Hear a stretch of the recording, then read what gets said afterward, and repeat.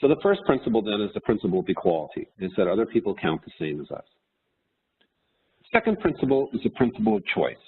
And the principle of choice is simply that if we're equals, then you should have some choices. There's an old saying that kind of wraps this all up, and it's that saying, when you insist, they will resist. If you take away choice, you're not going to get much enthusiastic embracing of what you're sharing. Telling people what to do is not the solution, especially with complex work like teaching.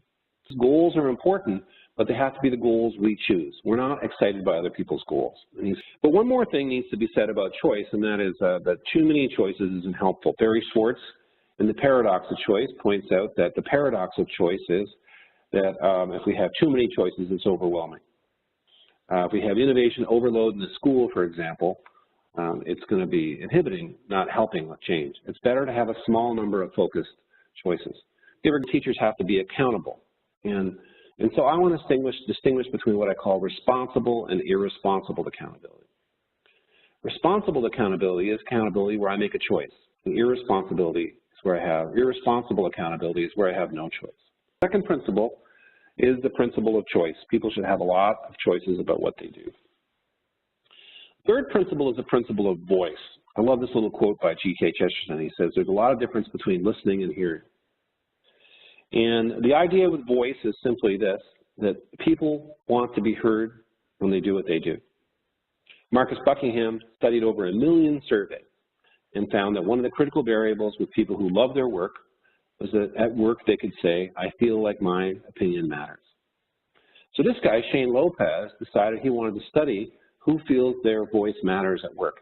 He looked at over 70,000 surveys of people who are in sales and clerical work, construction workers, doctors, nurses, teachers, transportation workers, repair workers. And he and I got together and talked about his research. He lives in Lawrence, where I live here in Kansas. And when I asked him what he found, he said, Jim, you won't believe who was at the bottom of the list. Below clerical workers, below service workers in restaurants and truck drivers. The lowest on the list, teachers. Lowest principle is dialogue. Conditions for dialogue.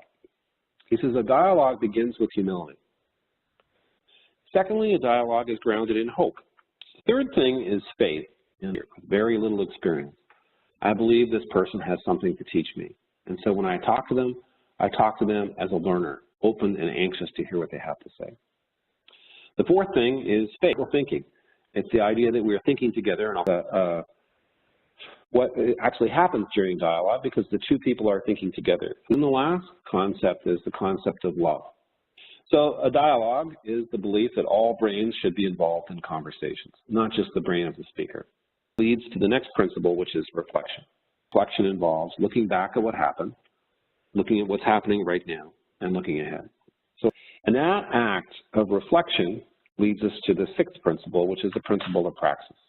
This sixth principle is the idea that we see others as people who count, whose brains are a part of the conversation with us. If we live according to the principle of access, we shift away from a culture of talk to a culture of action. If we have a workshop, it's leading to real change in the school. If we do coaching, there's measurable outcomes that matter to the teacher that will make a difference for kids. And the process is followed through until the goal is hit. We have it working on it, talking about it, doing things that matter. That's the principle of praxis. So for me, praxis is to say that learning is most powerful when it's a part of work that we really consider really important. The last principle is the principle of reciprocity.